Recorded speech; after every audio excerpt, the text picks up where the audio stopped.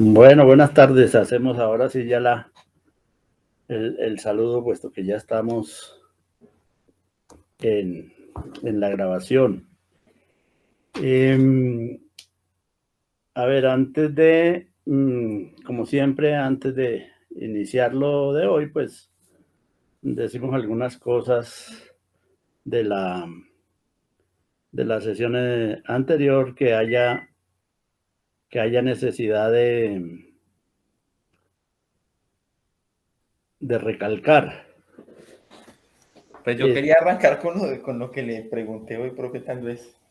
bueno, sí, sí, sí, sí, pero déjeme,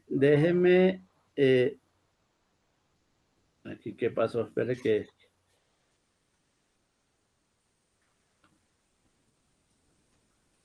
aquí me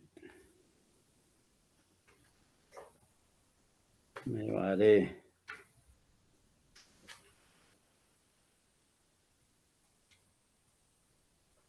Mm, Bueno, entonces hagamos lo siguiente, arranquemos Camilo con eso justamente y, y vamos mirando y enseguida yo hago lo que tenía pensado hacer, ¿vale? No, pues la pregunta creo que es ahí pues está. Pues Marcuse, Géneros y Civilización, pues primero plantea una teoría de la cultura a partir de Freud y pues cómo esto se va a unir con el capitalismo, ¿no? Y cómo va a unir, digamos, eh, pues con la cuestión de la producción, la enajenación y, digamos, en cierto sentido, eh, cómo el capitalismo solo sería posible a partir de una cultura que reprime, aunque Marcuse utiliza la palabra distinto, pero cómo reprime, digamos, en cierto sentido la cultura es como, digamos, la generación a partir de Eros, en la medida en que Eros busca satisfacer, digamos, estos instintos, que se pueden entender como instintos de necesidad, pero que también, digamos, superan la necesidad en un sentido. Y de una u otra manera, digamos, como esto se va a unir con el capitalismo, ¿no? En la medida en que el capitalismo es como ese retroceso que tiene, digamos, a saber la cultura en la medida de su capacidad de destrucción. Pero lo que yo le quería preguntar era ahí, digamos, en esta parte específica, profe, era el salto que él hace, digamos, de Marcuse, Géneros y Civilización, cuando está interpretando la teoría freudiana y da el salto, digamos, a Hegel, al interpretar, digamos, como esa represión, digamos, de lo instintivo inicia en cierto sentido con el logos, y ese logos ahí, bueno, ahí digamos que creo que usted es el experto, profe, que une, digamos, ese logos al nous theus aristotélico, y cómo alcanza su máxima cumbre, digamos, en Hegel. Pero digamos que en cierto sentido el espíritu hegeliano lo que hizo fue como profundizar, digamos, esa gran división. Sí. Es lo que entiendo que está ahí. Y pues no sé, profe, pues sus comentarios, a ver qué opina. Bueno, a ver, yo estuve mirando el texto al que no había acudido en muchos años. Eso le iba a preguntar si tal vez en algún momento, porque entiendo que este libro fue digamos, cabecera en mucho tiempo discutido, ¿no? Claro, claro. Este libro, está incluso hasta en la base del hipismo. Ah, ¿sí? Sí, claro, No, no claro. sabía eso. Este libro es del 50 y pico, del 53, creo, si no estoy mal, por aquí debo Venga, tener. miramos, sí. Sí, 1953. Este, Sí, yo tengo la atención.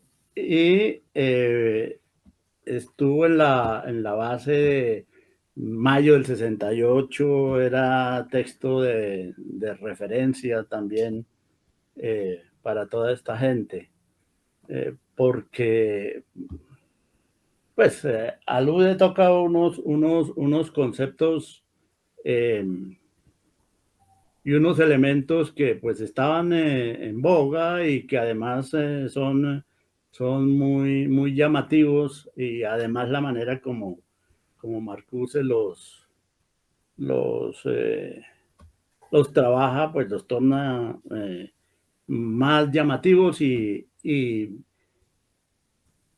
y se asume que de alguna forma pues le da una sustentación filosófica seria, ¿cierto?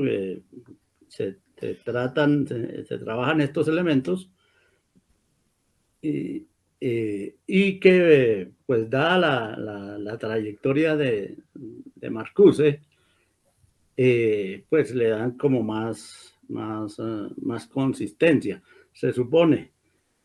Bueno, yo repasando ahí la partecita que Camilo, que Camilo señalaba, veo, pues ya no lo miro precisamente con los ojos en que lo miré por ahí en los primeros años, sino ya ahora se me hace ya más literatura que un estudio, que un ¿Un estudio. estudio filosófico? Sí, sí, sí. ¿Por qué? Pero digamos, Algo- cuando él, digamos, digamos, ese resumen que hacía ahí de Hegel, ¿no estaría como bien? Sí, pero es que hay varios aspectos, e incluso me llamó la atención una interpretación eh, de Hegel que pues yo no la consideraría hoy, pues se me hace mucho más serio Razón y Revolución en ese sentido, y que hoy no la interpretación que hace de una parte de Hegel acá no la veo consistente. Incluso llego a pensar, ahorita podemos mirar eso, que es casi como lo contrario de lo que precisamente venimos afirmando en estos días, y eh, lo que tiene que ver con el estudio del prólogo de la fenomenología, y precisamente de los capítulos en que estamos trabajando. Bueno, a ver, la idea es conectar Freud, evidentemente, con la problemática general de la razón, Ujú. y esa problemática general de la razón la, la mira y la trabaja a partir de Aristóteles y de Hegel, evidentemente. Y el otro que va a mencionar ahí, también en esa discusión, pues es Nietzsche, ¿no? Sí, por eso le quería preguntar, porque hace esa unión muy chévere, me pareció a mí. Sí, sí, sí, en parte. Es que es llamativo, pero bueno. eh, un problema que se señala de entrada acá, que me parece eh, eh, que está por sustentar, eh, y en varios sentidos, incluso en dos sentidos mínimo, que la psicología individual ¿La de primera Freud, afirmación? Sí, sí, al comienzo, que la sí. psicología del individuo de Freud es válida y se puede extender perfectamente del individuo al género humano en su conjunto, ¿no?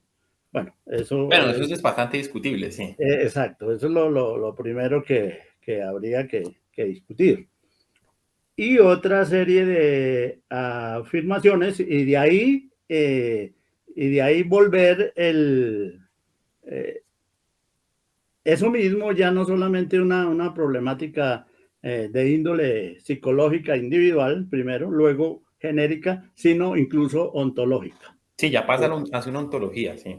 Exacto. Entonces, saltar de la individualidad, de la psicología individual, al comportamiento completo, general valga la expresión, del género, y de ahí a hacer una concepción general digo, ontológica, o sea, son piruetas muy gratuitas, me parece, a la problemática del ser y del no ser.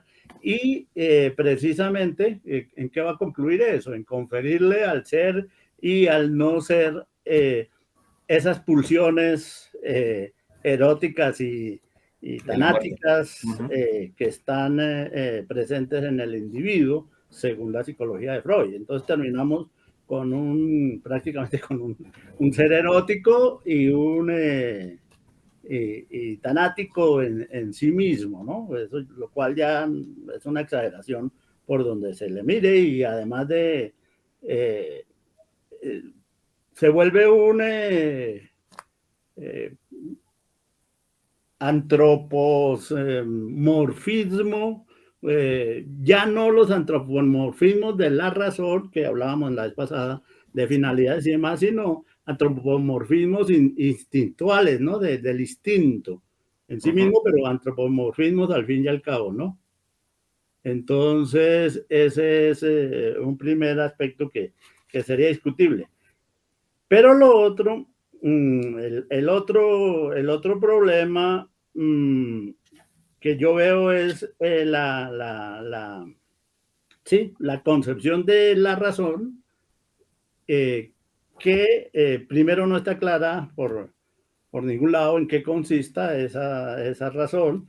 Pero Y cuando él dice el nous teus, lo sí, une, sí, ¿sí? sí, sí, sí.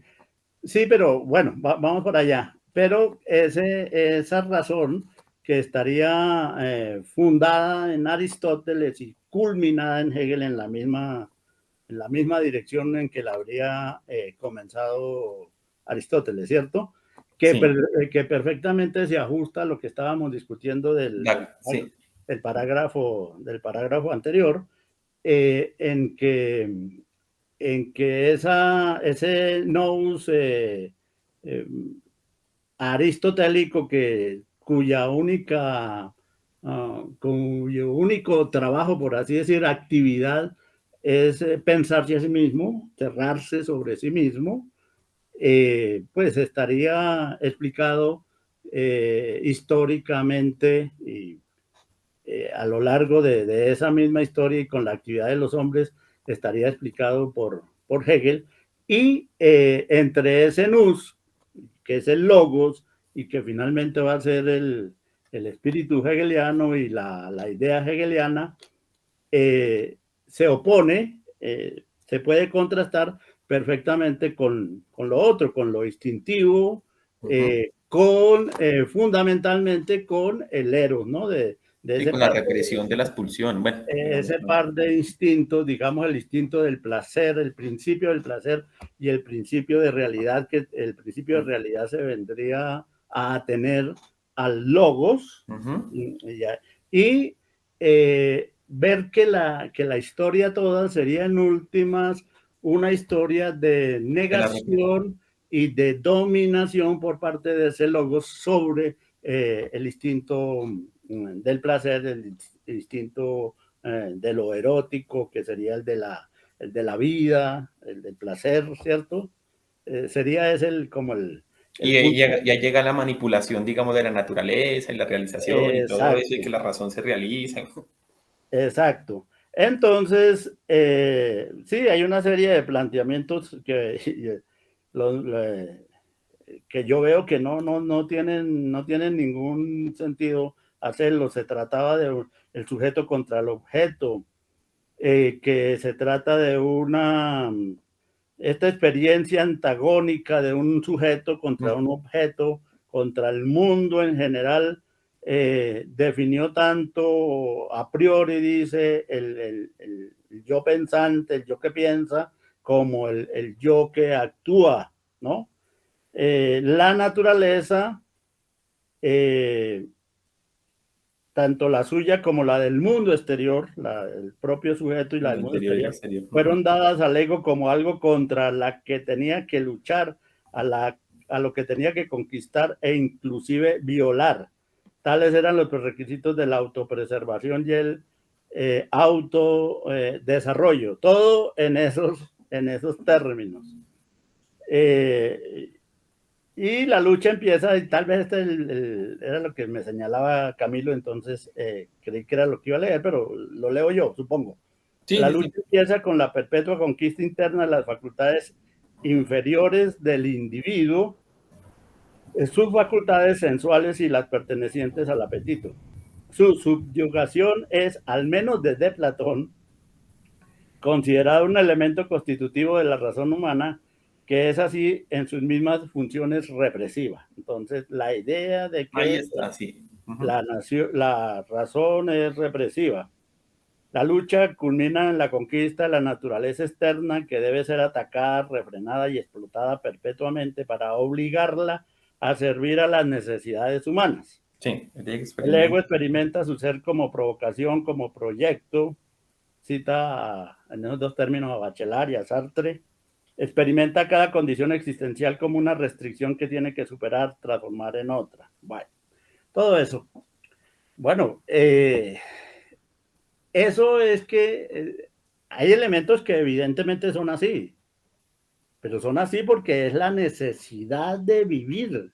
Es que no hay otra posibilidad. En esa necesidad que tiene esta especie de vivir y todos los demás animales, ¿no? Todos los demás animales está la condición de asumir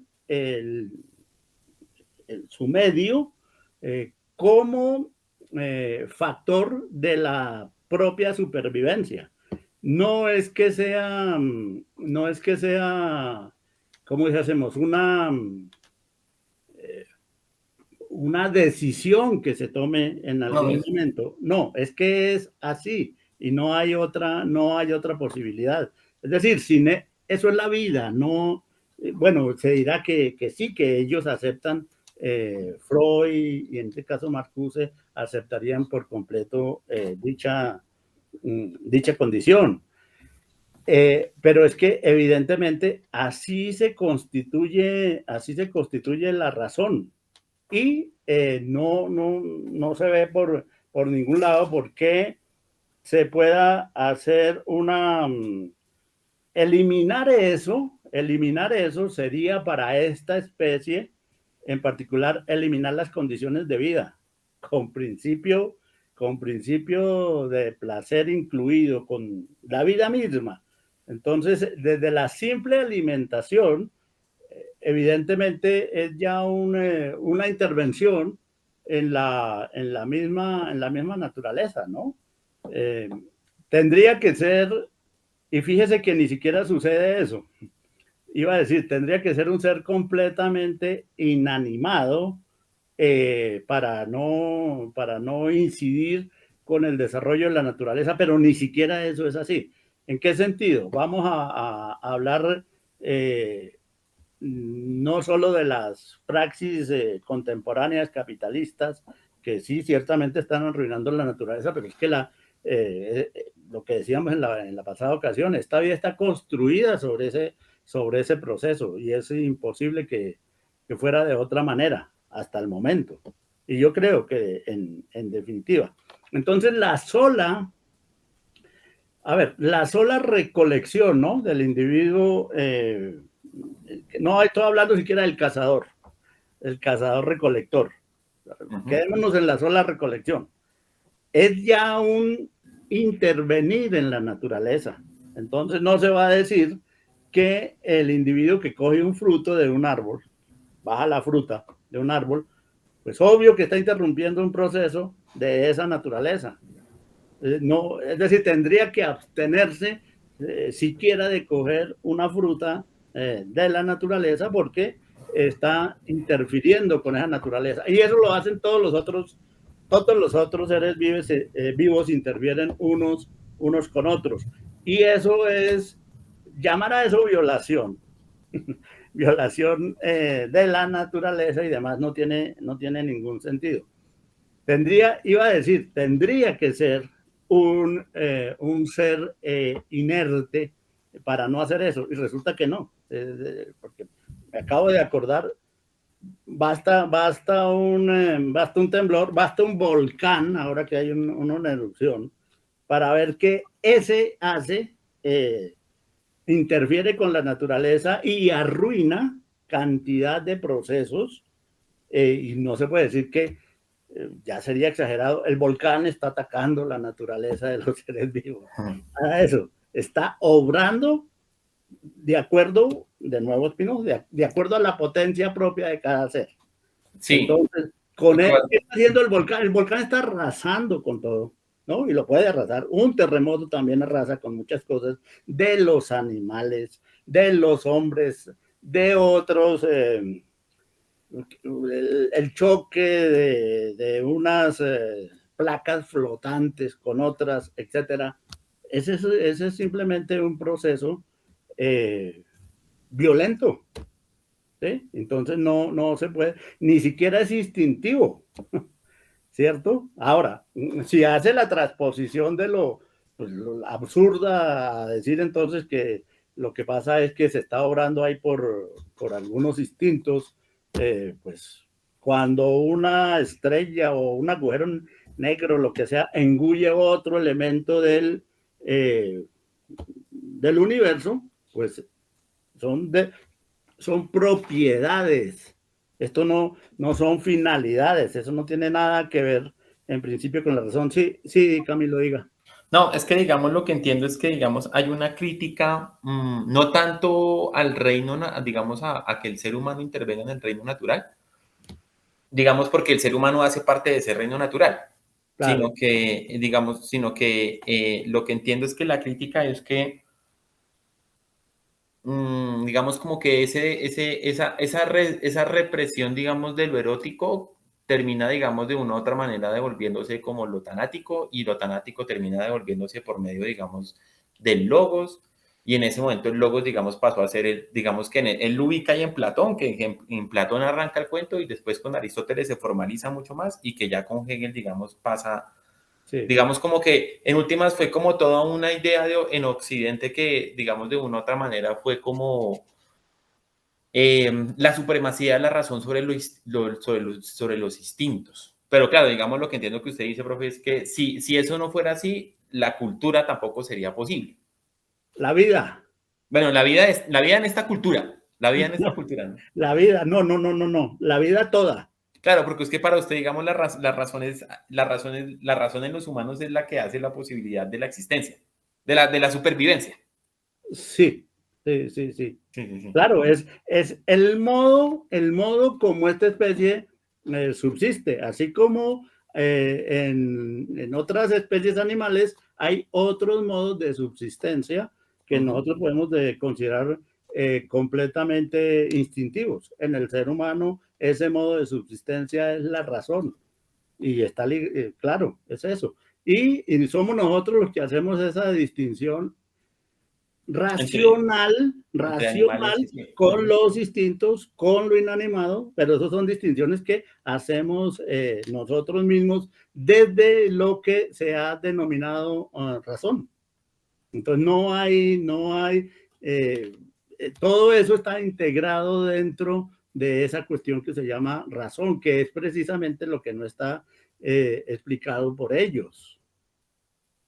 Sí, sí, Y sí, que claro, la razón, la razón. Sí, claro, porque es que está ya, es que como pues yo entendería ahí, digamos, que en Freud, digamos, él hace una separación entre instinto y lo que pasa es que aquí no sé por qué no la hace él, pero Freud hace una separación entre instinto y pulsión. Entonces, el instinto tiene, digamos, satisfacer las necesidades, pero la pulsión tiene que ver, digamos, con satisfacer como el placer, y el placer sí no tiene objeto de representación, pero no es digamos, no es asequible. Y entonces por eso, digamos que en ese sentido, sirve mucho para explicar el capitalismo, porque el capitalismo es algo que no se agota porque estimula mucho la pulsión de placer. Entonces, pero como esa pulsión nunca se agota y no encuentra, digamos, nunca un objeto que permita la satisfacción, porque una cosa es la satisfacción, lo que una vez hablábamos, profe, y es que una cosa es la satisfacción de la sed por medio del agua y otra cosa es la satisfacción de la sed por medio de la Coca-Cola. Digamos que ya digamos que ahí ya hay un proceso en el cual, digamos, no solo es completamente natural, en un sentido de la supervivencia, sino que entran a jugar otros factores. Claro, culturales y de otra índole. Pues, pero esos deseos así ya los tenía clasificados Epicuro. Sí, no, claro, sí, claro, pero el problema es que esos son el problema es que funcionamos más, y pues si uno atiende a lo que dice él acá, funcionamos más desde un punto de vista, digamos, no de esa clasificación racional, sino funcionamos más de una manera irracional. Sí, sí, pero claro, precisamente cuando Epicuro dice hay que distinguir, es el esfuerzo de distinguir los placeres entre y los deseos entre, por ejemplo, necesarios, Innecesarios. naturales y necesarios, ¿cierto?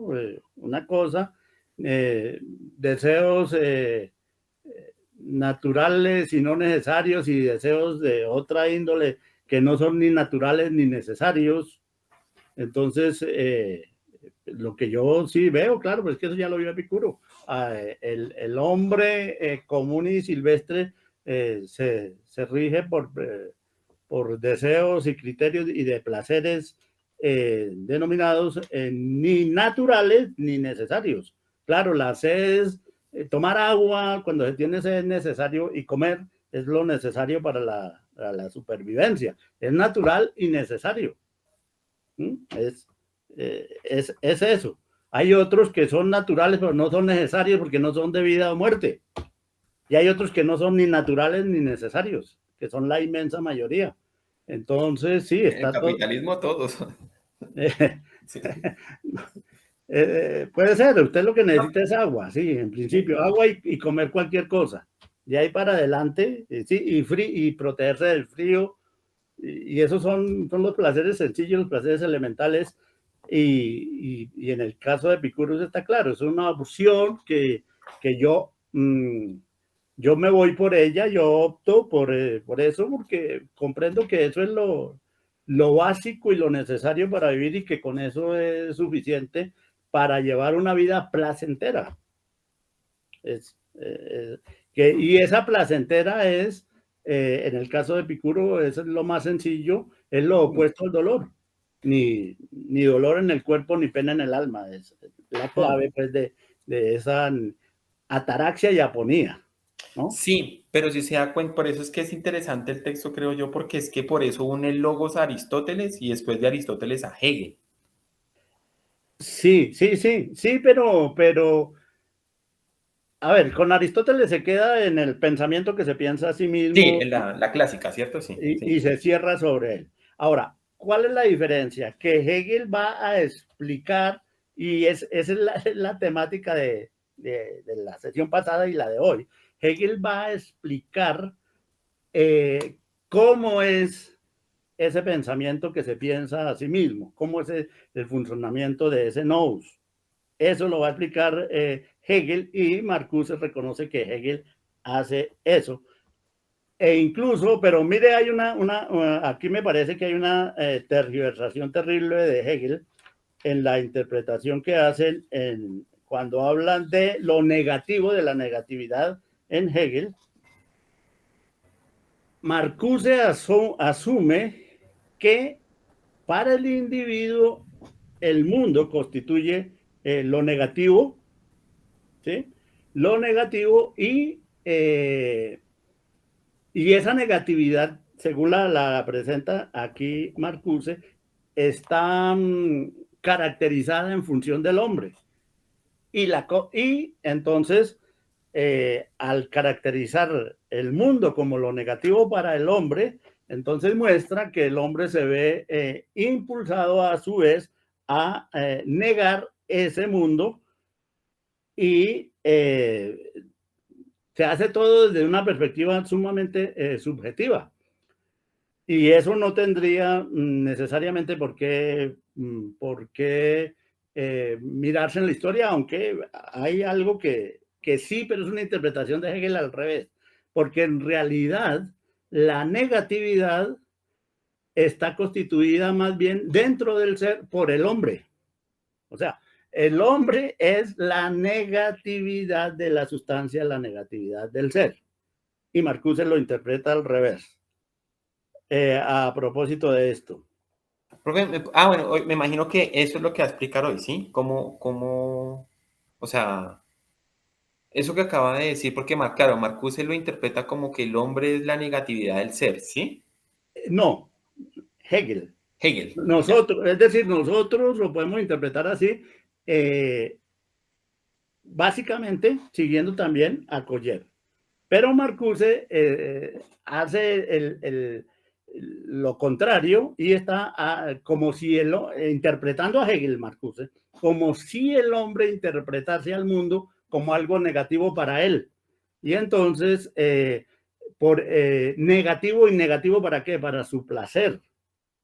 Y por eso el hombre se ve dominando el mundo, tendiendo a dominar el mundo, a negar esa negatividad que es el mundo para el hombre.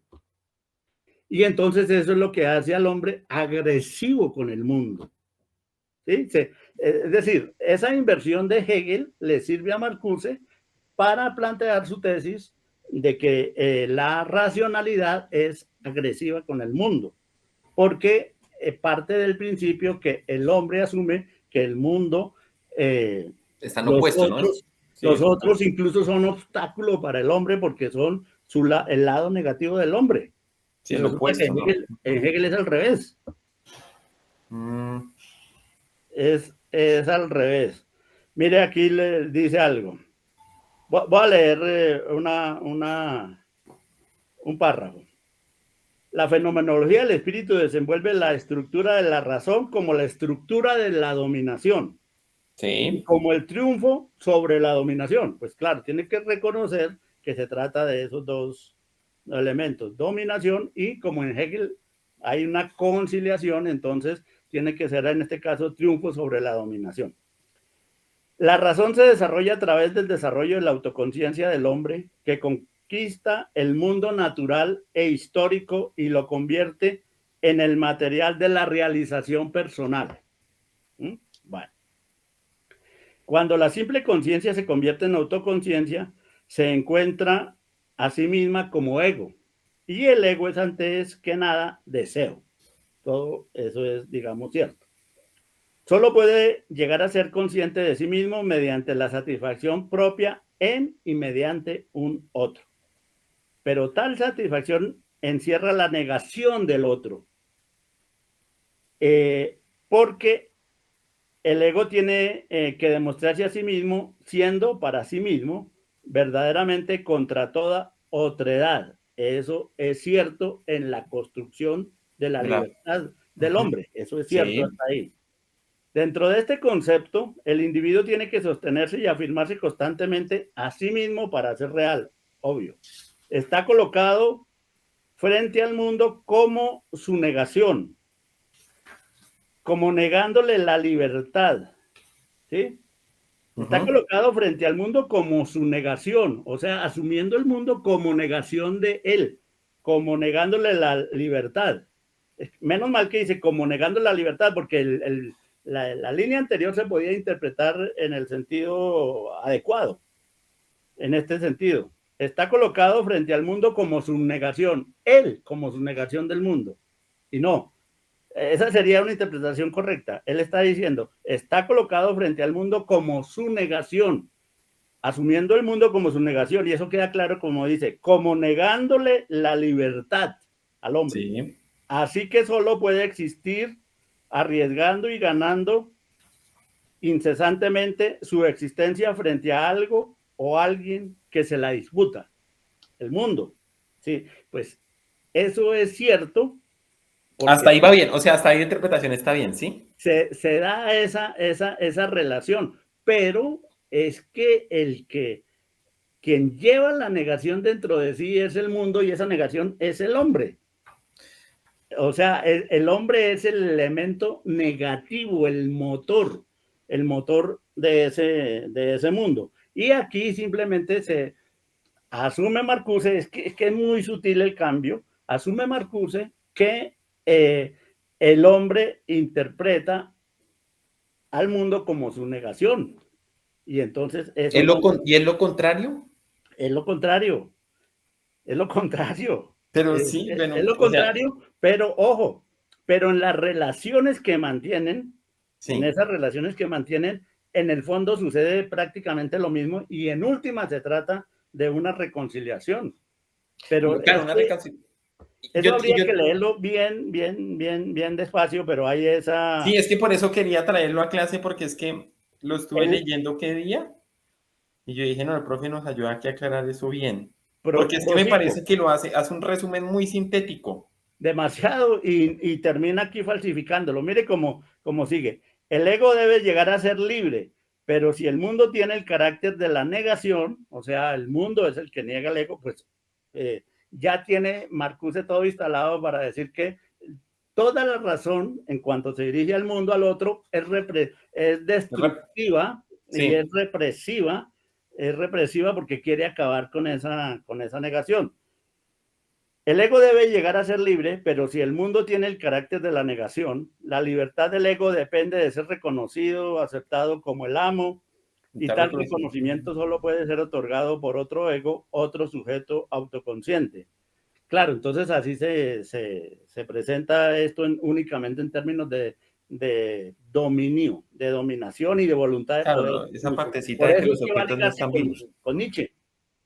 Claro, pero ojo, claro que la razón es eso, por supuesto, es eso, pero Es que eso es lo que entiendo que él critica. O sea, él está diciendo, o sea, en ese sentido está diciendo, pues, o sea, la máxima culminación, digamos, de todo este proceso de represión ha sido Hegel.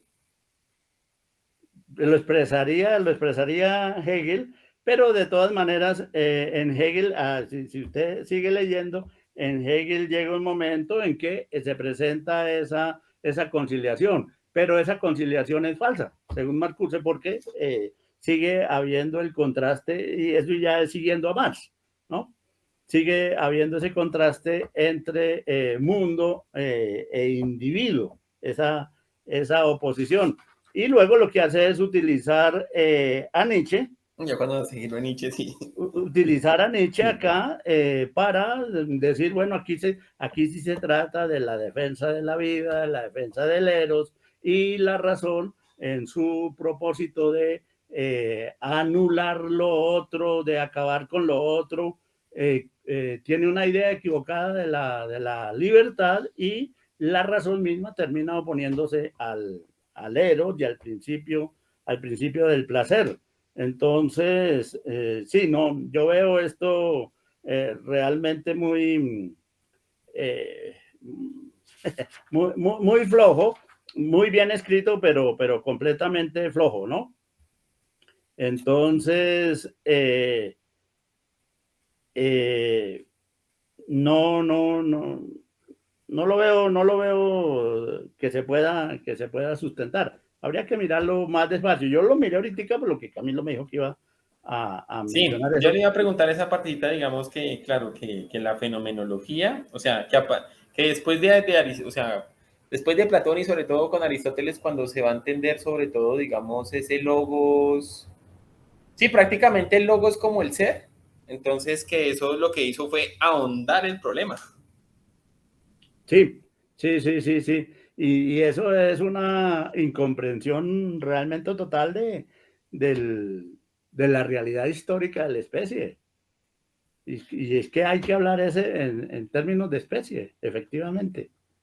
Que no, yo no veo otra de lo que decíamos en la pasada ocasión. Claro que, que todo es, la violencia está ahí presente. La razón termina es hija también de la violencia. Sí, Pues claro. lo que pasa es que salvo los seguidores de Heráclito y otros pocos no les, como que, bueno, de Nietzsche mismo, no les llama la atención esta cuestión de la violencia. Es que la praxis, a ver, con eso también me da la oportunidad de señalar algunos aspectos de la praxis, Camilo, que pues que yo la invoco demasiado, pero muy genéricamente, y yo quisiera hacer unas precisiones para que se entienda realmente a qué estoy aludiendo cuando aludo, pues, o me refiero a la praxis, cuando me refiero a la praxis. Por ejemplo, a ver, es que no es una idea así lo suficientemente clara y unívoca, sino que yo por lo menos distingo 7 elementos básicos en eso que se llama praxis, ¿no? La convivencia, o sea, la praxis de la convivencia como marco general. Somos una especie de individuos que conviven, ¿cierto? Comunitariamente, sí. Comunitariamente, como decía más en una época ya muchísimo más desarrollada Aristóteles, pero como vemos en las manadas de los simios, ¿cierto? Sí. A diferencia de tigres y leopardos y otras especies Solos. donde van solos, por así decir, relativamente solos los individuos. Esta es comunitaria, más cercana a los leones, a las hormigas, a las abejas y a los simios, convivencia. Y ahí está presente la reproducción. Esa se necesita. Y es el marco general. Todo el resto de la praxis, los factores de la praxis, hay que pensarlos en ese marco de convivencia. Primer elemento que hay que tener en cuenta. Entonces, hay una praxis de la convivencia, ¿cierto? Pues si volvemos y los simios y demás, los lobos destacan a unas jerarquías para esa convivencia, para esa reproducción, para el proceso mismo incluso de la búsqueda del segundo elemento de esa presente en esa convivencia, en esa praxis, que es la alimentación. Entonces, está presente ese elemento en esa convivencia. El segundo factor clave en la praxis es la supervivencia de los individuos a partir de la alimentación de estos individuos. Entonces, que en el caso de los humanos van desde del individuo recolector y cazador, la agricultura, la ganadería, hasta la comida chatarra y todo lo que ustedes quieran. ¿Sí, Camilo? Es que ahí en la comida hay varias cosas, porque por ejemplo, digamos, estos primeros, por decirlo así, hombres recolectores, la relación que tenían con la comida era, digamos, anímica. O sea, digamos, pues se pedía todo el permiso para matar un cordero, ¿no? De hecho, Joseph Campbell tiene una interpretación muy bonita. Yo no sabía que en muchas culturas los toros tenían como una representación simbólica sagrada. Y, digamos, y en la comida, digamos que, volviendo, digamos, a esta cuestión, es que en la comida hay no solo hay una cuestión de la necesidad, sino que hay una cuestión de tratar de unir el placer. Es que ahí, digamos, es que esa cuestión me parece bien importante porque, claro, uno no solo come por supervivencia, sino también come por placer. Se puede interpretar, digamos, evolutivamente que el placer de la comida es el mecanismo que tenemos para la supervivencia, pero es que los seres humanos, digamos, como que adecuaron las formas de, pues sí, la praxis, digamos, la praxis adecuó mucho las formas de comida, pero no solo obedecen a la necesidad. Pero principalmente, primero, decir, Sí, la base es la necesidad. ¿no? Porque es que, mire, es para vivir. Si usted no vive, no tiene placer. Punto. O sea, el placer presupone la vida. ¿Sí? Además, ojo, si usted come mucho, llega un punto en que no siente placer. Ya hace daño. Es más, usted está lleno Sí, claro, ¿no? y Pues deja de comer. se envenena. Exacto, ¿no? Y deja de comer, pero sigue estando vivo. Sí, Sí. sigue estando vivo y deja de comer. Por más, si le gusta el dulce, si le gusta el agua, digamos, la sola agua, hasta un punto determinado. No, se envenena, se muere, sí. Claro, entonces, fíjese, se acaba el placer, pero no se acaba la vida, ni la Claro, pues, necesidad del agua. Yo estoy diciendo, mire, piense en el cavernícola más primitivo y sí, sí, en sí. un hombre y en un nombre de su vecino, de ahí, o un astronauta, ¿sí? O Putin o cualquier presidente, todos tienen que comer, punto. Sí. ¿Sí? El cavernícola tiene que comer, que sientan placer, que no sientan placer, obvio, eso ya, pero ya es otra cosa, es un resultado, una consecuencia de eso. Bueno, la vivienda. Entonces hay una praxis ligada a la vivienda. Las cavernas son un rascacielos, pero en algún lado se meten para protegerse de las inclemencias. Las grutas, listo. Entonces hay una praxis ligada a la alimentación, una praxis ligada a la vivienda en la historia y desde que comenzó la especie. Profe, El y por vestido. ejemplo, hay en el habitar, por ejemplo, en este texto de Heidegger, ese construir, habitar, ¿cómo es que se llama? Construir, habitar, que es para los arquitectos. ¿Cómo es que? No sé si lo ha visto, profe. Sí, sí, sí, sí, sí. Yo lo he leído. Sí, no recuerdo ahorita el Es una título. conferencia para los arquitectos, ¿no? Que ahí es donde está la cuestión de que habitar es habitar en el ser. Sí, claro. Sí. Bueno, pero aquí voy a lo más Sí, digamos elemental. que estos primeros hombres todavía no habitan en el ser, por decirlo así. No, sí habitan. Ya habitan en el Habitan. ser. Sí, claro. Y tienen que protegerse. Proteger su cuerpo en su conjunto de la lluvia, de los rayos, de lo que sea. En algún lado tienen que, debajo de los árboles, donde sea.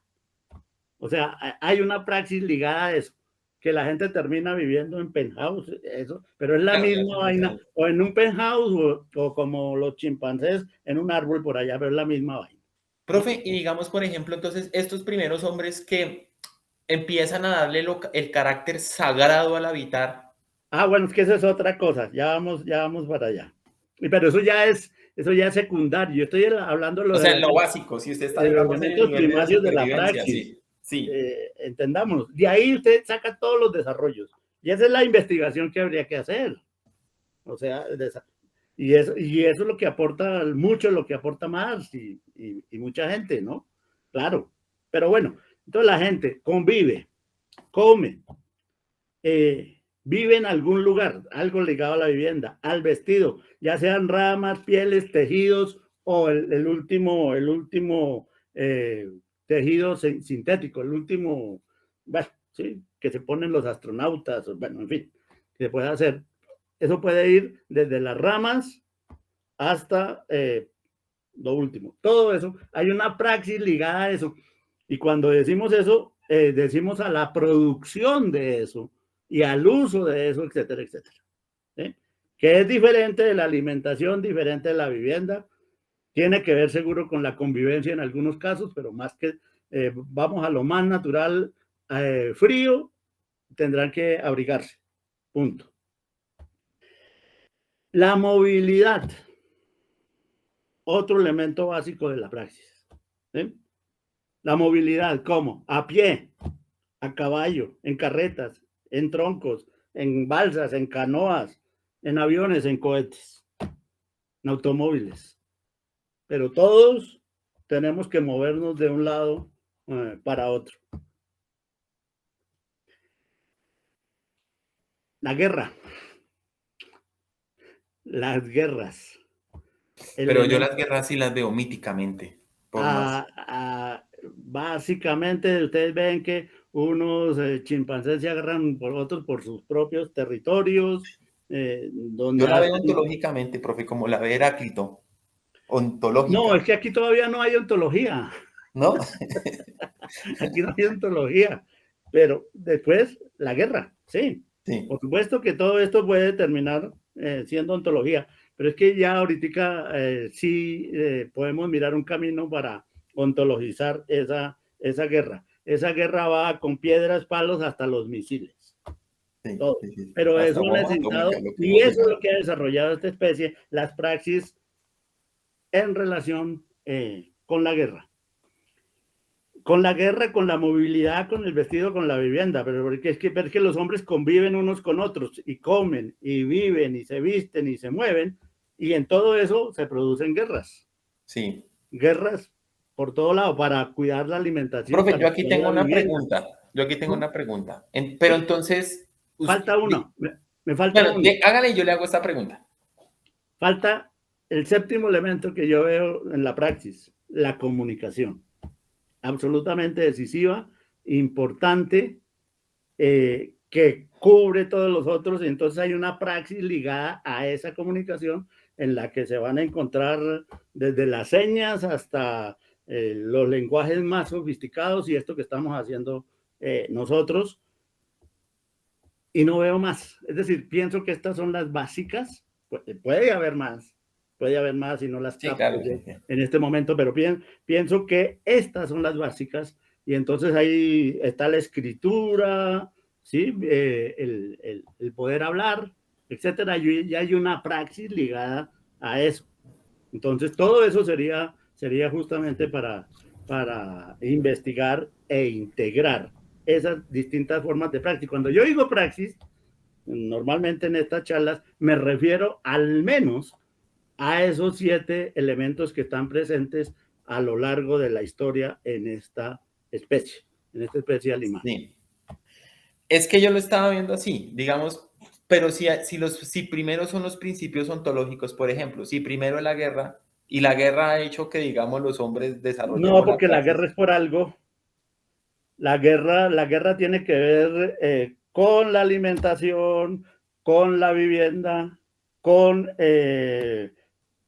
la reproducción, todos los elementos de la convivencia. O sea, la guerra es guerra por algo. Sí. Pero está presente, estamos de acuerdo que está presente desde el comienzo. Pero fíjese que los hombres sí hacen guerra, pero para hacer la guerra tienen que estar alimentados. Tienen que tener un grupo para enfrentarse a otro. Entonces. Sí, pero digamos mi pregunta es la siguiente. Si el ser es guerra y digamos lo que usted llama praxis es el desarrollo de eso o lo visible de eso. ¿Sí me hago entender? Si digamos eso que, digamos, así como dice Heidegger en Ser y Tiempo, creo que dice que ontología es el estudio del ser y el ser es lo primero, y si lo primero es, digamos, la guerra, entonces ¿no sería que todas las formas de praxis obedecen a la guerra? No. Yo no estoy de acuerdo con eso. Es No, decir, era una pregunta. a pesar de lo de Heráclito, del Pólemos, ese Pólemos, donde se muestra que existe esa, que coloca a todo el mundo en su ser, pero es que es una cuestión connatural a la existencia, en el caso de Heráclito, de todo, pero yo no puedo interpretar una guerra, la actividad de un volcán o un terremoto. Aunque son violentos, no puedo interpretarlos como guerras. Y la Estoy lucha hablando entre de las guerras galaxias. de las guerras de la especie, ¿no? Sí. Únicamente las guerras de la especie. Ahora,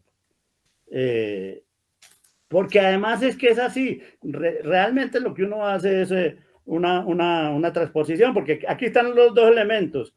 El de la guerra, el Thanatos, y en el de la convivencia y la reproducción está el Eros. Sí, esos son los básicos, los clásicos, sí. Ahí están, pero es que están incluidos, fíjense, están incluidos solamente como instintos. En cambio, la lista que yo hago es una lista de las actividades que los hombres efectivamente desarrollan.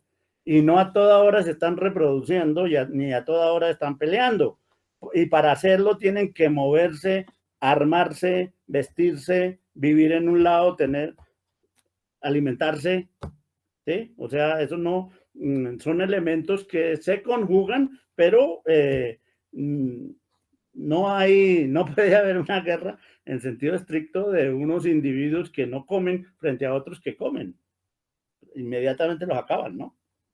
Es Y obvio. para eso sería bueno apoyarse bien en la antropología, esos estudios antropológicos que han hecho tan Claro, recientes. sí, señor. Y la comunicación está al servicio de todo esto, recorre todo esto, pero hay una praxis de la comunicación, desde sonidos guturales, ¿cierto? Que hubo sonidos articulados, más tarde la escritura y más tarde mire dónde vamos. Estamos en esto. Es lo mismo, pero es de la misma esencia de donde viene eso. Pero a propósito de eso, obviamente hay una serie de violencias asociadas a la praxis. Eso es absolutamente clave.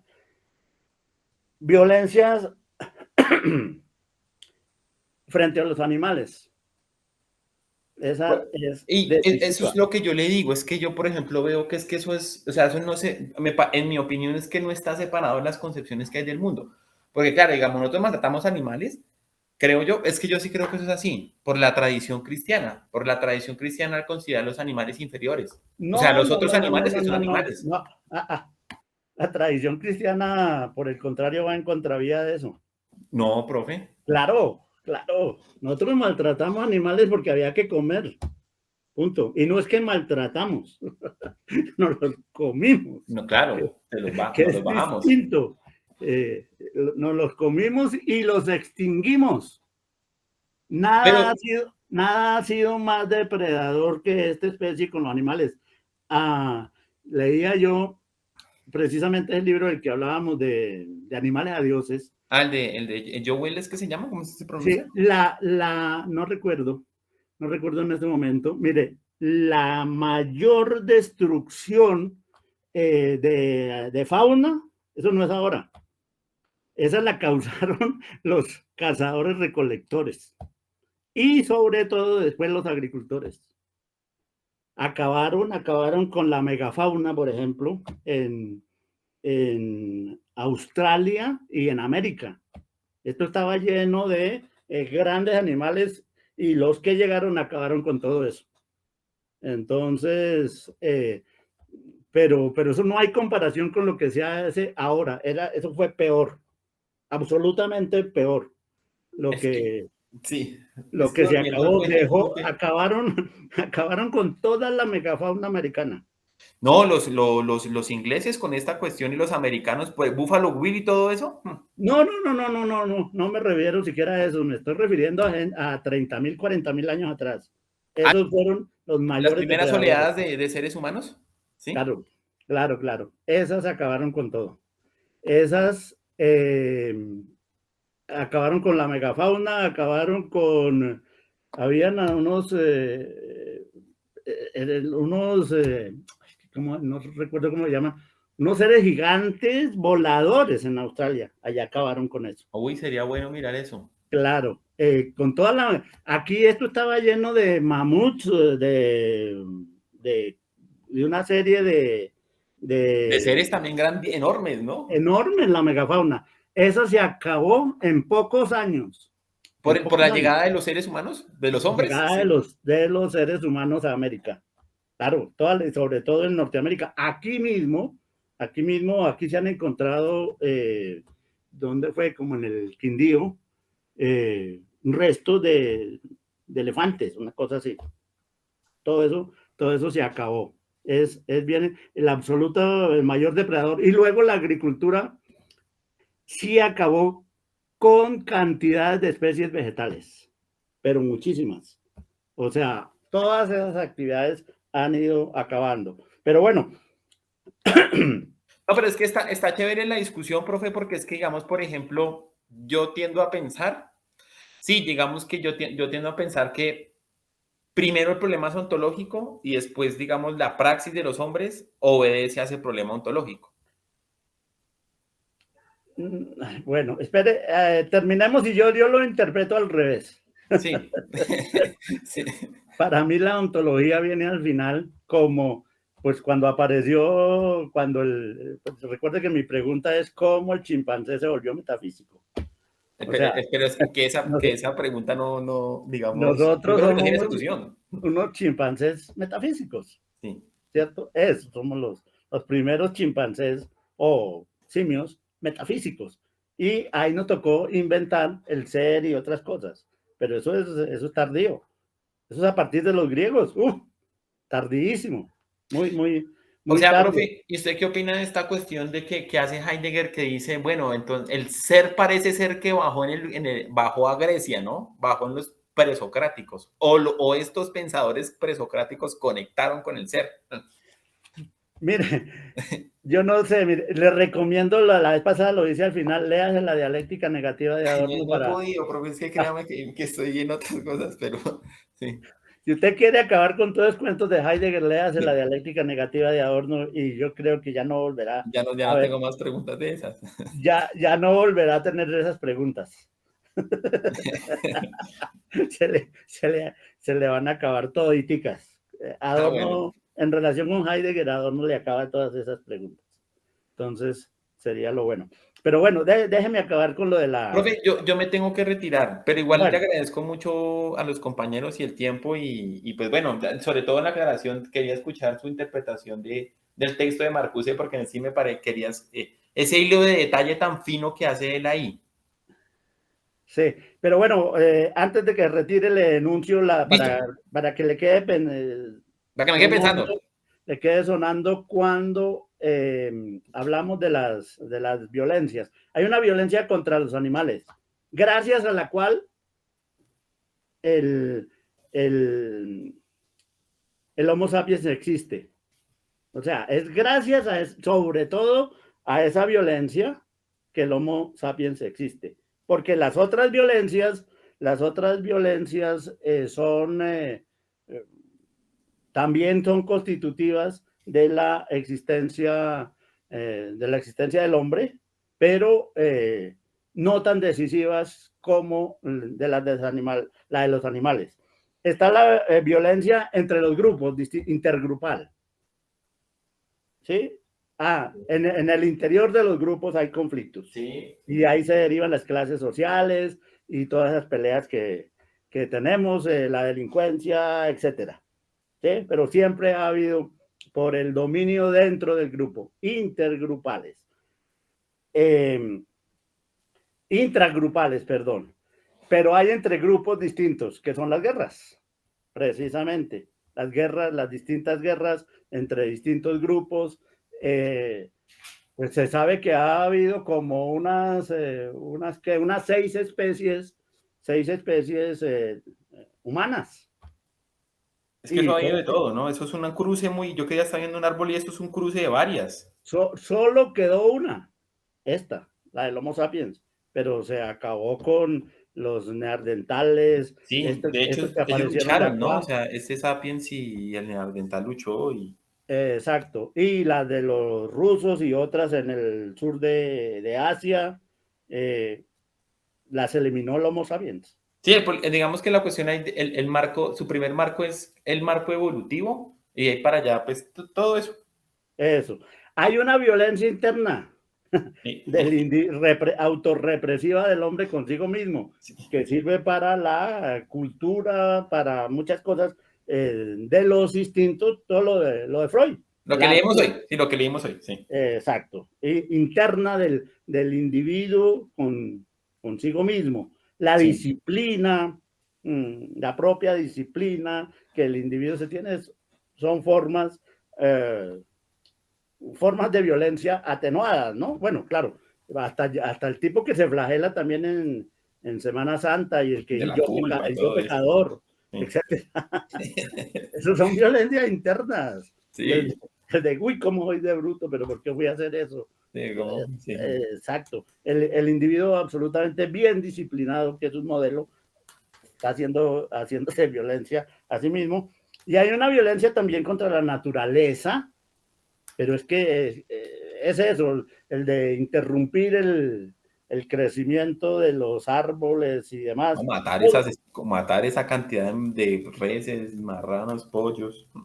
Eso, bueno, y después, pues eso, estas son violencias iniciales. Mirar cómo se han desarrollado todo ese tipo de violencias. Y sin esas violencias, el hombre no existiría. Existe gracias a esas violencias que la gente confunde la razón con lo que quiere, y eso le pasa a Marcuse y a un montón de gente, a casi todos, mejor dicho. Racional es lo que a mí me gusta, no. Sí. No, sobre todo que se identificó, él no usa la razón como con un orden del bien, ¿no? Bueno, pero eso es Platón y los Y los griegos pitagóricos y todo esto, sí. sí, pero después eso va a ser reemplazado por Dios en el En el cristianismo. cristianismo, y finalmente cuando ya el hombre, digamos, después de la muerte de Dios, el hombre asume eso, pues también lo racional va a considerar lo que al hombre le conviene, y resulta que no es lo que le conviene, sino es lo que ha construido a lo largo de la historia. Entonces, esos elementos hay que estar presentes, de manera que cuando yo remito las cosas a la praxis, fíjese que está presente en muchas cosas, y ahí mismo estarían incluidos los instintos, en el caso de las guerras, y el tánatos y el eros en la reproducción, en la convivencia, y por supuesto que ahí está el placer, los deseos, y está la cultura, y está absolutamente todo, pero esos son todos elementos básicos que deben ser estudiados. Y a mí me parece que Hegel, Marx, abren caminos en esa dirección importantísimos y que no se pueden dejar de lado, ¿no? No, pues no, nadie lo va a dejar de, pues por lo Sí. menos yo no. Sí. No se pueden dejar de lado. Y todo lo otro son, ¿qué? Pues sueños, eso, imaginación creadora que nace de la praxis, por supuesto, y que sirve para ese desarrollo. Y finalmente, pues está la muerte, está el placer, está el dolor, elementos básicos que conforman esta vida de los individuos, que en últimas, lo que diría yo le debe interesar a la gente, pues es la vida propia del individuo, ¿no? Sí, nada, pues sí, en un mundo así, pues el individuo, ¿no?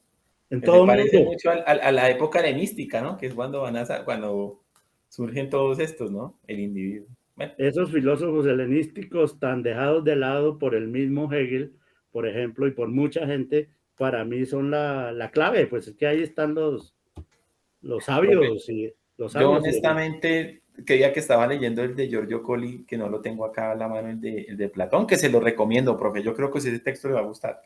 Porque hay, en ese elemento le faltó Eros, porque Platón va a decir, y eso yo ahorita que leía lo de Marcuse esta tarde, yo decía, pero todo el mundo le echa la culpa a Platón, pero Platón lo que hace es rescatar antes como ese Eros, o sea, porque el Eros no solo es del amor de, pues, no sé, a la pareja o a la familia, sino a la comunidad. Ese es el ágape. Pero ya no es Incluso, cristianos, pero ya no es cristianos. no, es que Pero, el ágape, digamos, de las tres clasificaciones tradicionales del amor sí, la griegas, erótica, esa es una. Y la otra es la ágape, filía. La sí. filía, eros, filía y ágape. ¿Sí? Pero ágape es cristiana, ¿no? No. El ágape es lo que llama caridad en el cristianismo, pero eso es griego. Ah, vale. O sea, ese es, lo que pasa es que, a ver, la filía, que de paso para los griegos es como la más importante, descontando que se vive ahí. La filía es, que se puede traducir, por eso filosofía, se Sí, traduce pues como amor, es una clase de amor. Eh, y tiene como elementos constitutivos los individuos unos con otros, en tanto individuos, ¿no? O sea, la amistad. Y esa sí. es absolutamente clave, incluso yo pienso que para los griegos eh, llega a ser como la más importante, porque por otras razones que yo he explicado en clase, por ejemplo. En la de Aristóteles, sí. Sí, por ejemplo, mirando la ética nicómaca de Aristóteles, ahí está bien explicada la filia, perfecto. Está pues también en Epicuro, claro. El eros, que es el amor sexual, de la reproducción, instintivo, y el ágape, que es el amor hacia la comunidad, al conjunto de todos. ¿Sí? Sí, pero es que como en Platón ese Eros tiene elementos religiosos. Todos tienen elementos religiosos, la filía y la filía es para las relaciones entre los individuos, es como el equivalente a, que sería a lo que en Aristóteles se llamaría ética, y por eso está en la ética. El agape es para el conjunto de familias y sería como el amor en la política, ¿sí? Dentro de la visión política griega. Y el otro, pues, es el instintivo de la reproducción. Entonces, el cristianismo, y esa es la palabra que se usa cuando escriben el, el Nuevo Testamento en griego, ágape, el ágape. Y lo que pasa es que se traduce por el término latino, que lo traduce es caritas, caridad. Pero Yo caridad tenía, no es wow. conmiseración, no, no, no, no. Ese es el amor, se puede traducir como caritas, pero ya se desvirtuó con el uso, entendiendo el caritas como la limosna y cosas así por el Sí, sí, estilo. sí, pero yo sí tenía, yo sí pensé que era, no sé, yo creo que viendo algo de San Agustín había visto que era más cristiano que griego, el ágape. La filia sí tenía en griego, que era griega.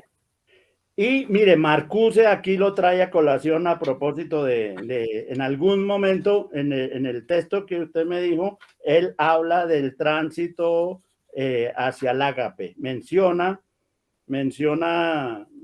ese ir hacia el ágape porque es, pues políticamente Sí, es es, el que hace comunidad. es el que hace la comunidad. Y cuando se dice, por ejemplo, dentro del cristianismo de fe, esperanza y caridad, esa caridad es el ágape. Es la noción de ágape, pero entonces fíjese que ahora incluso están traduciendo, en vez de fe, esperanza y caridad, están diciendo fe, esperanza y amor. Y lo más importante es el amor, dice San Pablo, ¿no? Sí. Justamente, pero ese término ahí no es ni eros ni filía, sino ágape, que es en realidad el término que tenían los romanos para traducir ágape, fue caritas. Entonces, pero caridad hoy día eh, se mira de otra manera, se desvirtuó. Exacto. Profe, yo lo tengo que dejar, Listo, profe. Le agradezco listo, mucho ya a los compañeros. listo, Camilo. Lo volvió como un diálogo entre los dos, pero bueno, estuvo chévere. Bueno, entonces sí, yo voy a proseguir con algunos Hasta aspectos luego. Chao, del profe. prólogo, entonces seguimos.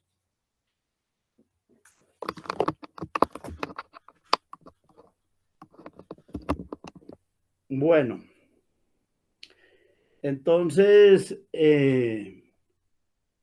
para proseguir con esto, vamos a leer el, el párrafo respectivo, el 23, que es un párrafo pues, más larguito que otros, donde Hegel muestra que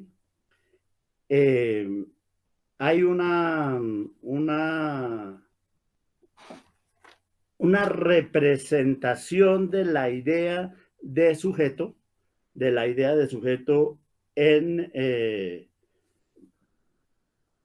pensamiento. Es decir, la idea de que la sustancia es sujeto, que va a ser y que es un concepto absolutamente clave en Hegel. eh, Hegel muestra que no solamente es concepto, sino que se pueden tener representaciones y que efectivamente se tienen representaciones de ese sujeto, pero que la representación, como sabemos, es de un nivel inferior al concepto, previo al concepto, y el esfuerzo de la filosofía, dice Hegel, es transformar las representaciones en conceptos. Entonces ya cuando Hegel está aquí prácticamente terminando estos eh, párrafos que tienen que ver con la exposición central de su trabajo, entonces hace notar en este párrafo 23 esa problemática y por supuesto la necesidad de superarla, aspecto que está aquí aludido y está un poco más desarrollado en el párrafo 24. El párrafo 23 dice lo siguiente: la necesidad de representarse lo absoluto como sujeto se traduce en proposiciones como estas. Dios es lo eterno o el orden moral del universo o el amor, etcétera. O sea, es como cuando decimos Dios es eterno, Dios es el bien, el supremo bien, eh, o Dios es amor, en el caso concreto del cristianismo. En tales proposiciones lo verdadero solo se pone directamente como sujeto, pero no es presentado como el movimiento del reflejarse en sí mismo. Ahí está justamente la diferencia entre representación y concepto. En tales proposiciones, repito, lo verdadero solo se pone directamente como sujeto. Esa es la representación. Pero no es presentado como el movimiento del reflejarse en sí mismo. Eso sería el concepto. Esta clase de proposiciones comienzan por la palabra Dios. De por sí, esta palabra no es más que una locución carente de sentido, un simple nombre. Es solamente el predicado el que nos dice lo que Dios es, lo que llena y da sentido a la palabra. O sea, la palabra Dios tiene sentido cuando decimos que es amor, el orden moral del universo o lo eterno. Antes es un sonido que no dice absolutamente nada. Coge sentido gracias al predicado.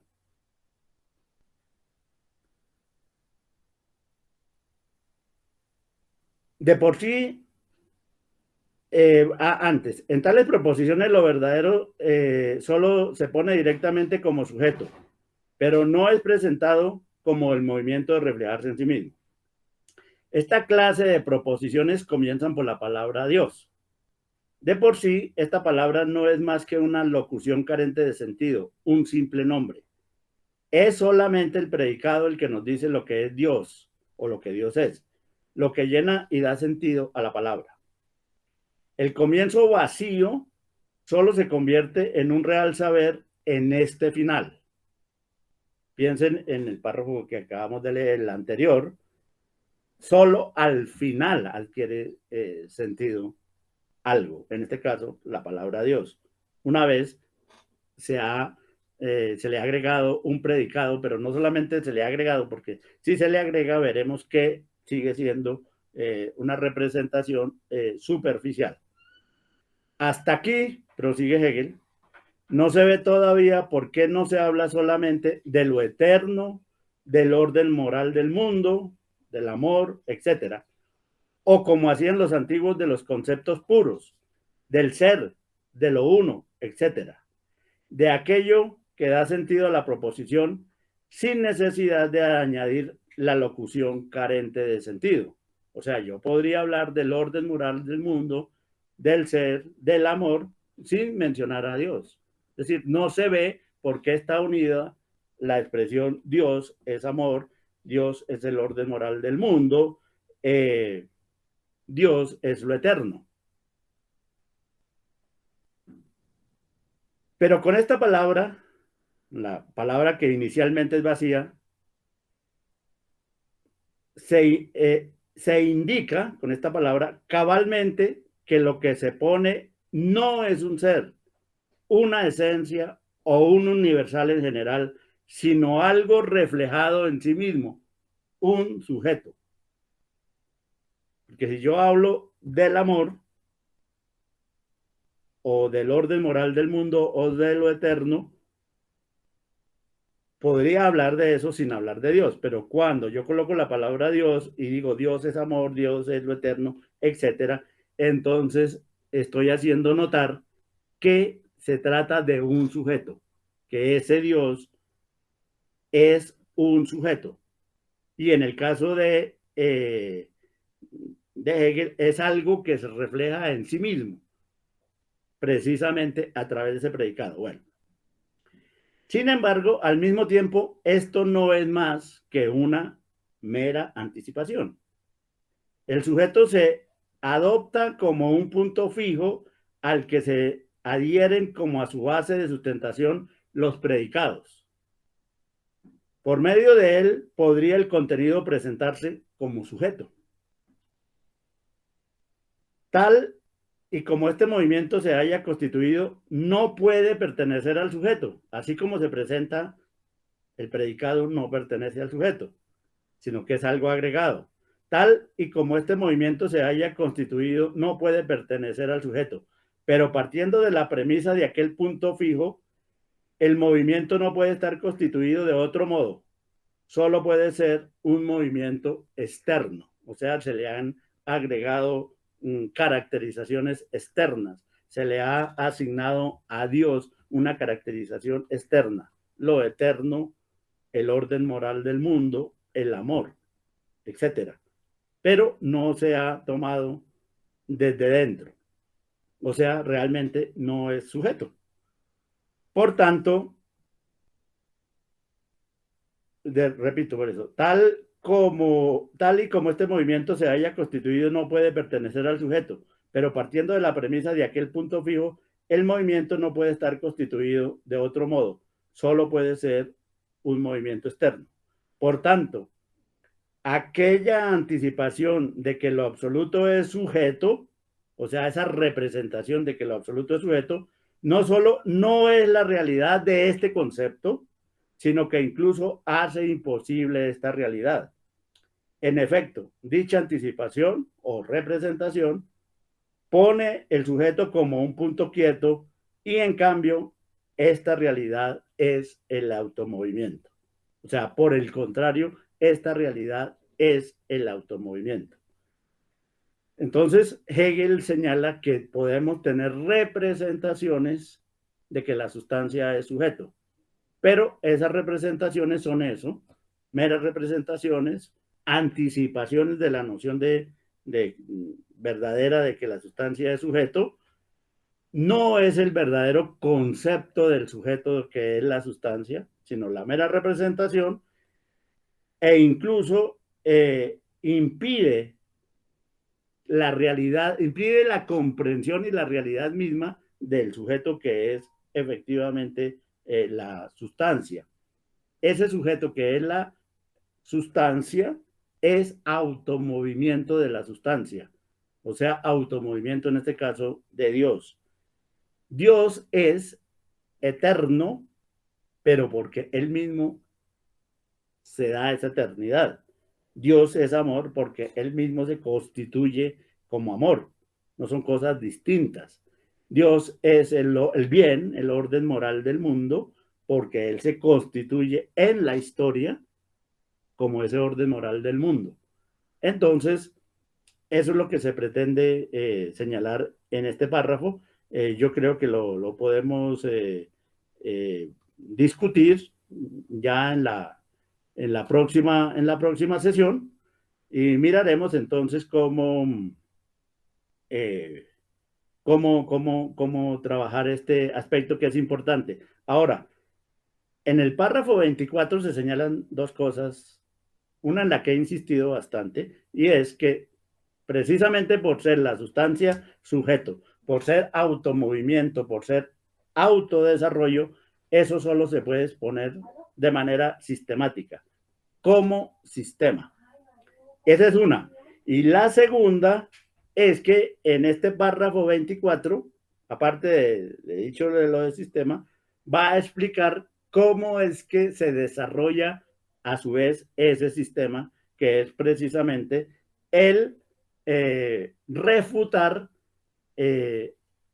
la idea de sujeto como ese punto fijo y mostrar que es automovimiento de la sustancia lo que constituye el propio sujeto, pero que ese automovimiento hay que entenderlo como un proceso de negación, volvemos a la idea de negación, pero una negación que produce un resultado positivo, que es el propio desarrollo de la sustancia.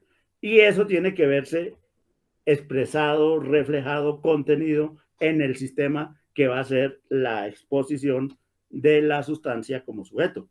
Entonces, la ligación entre la exposición sistemática y el proceso de negación, autonegación y automovimiento que está en esa sustancia, que debe también expresarse en la exposición sistemática.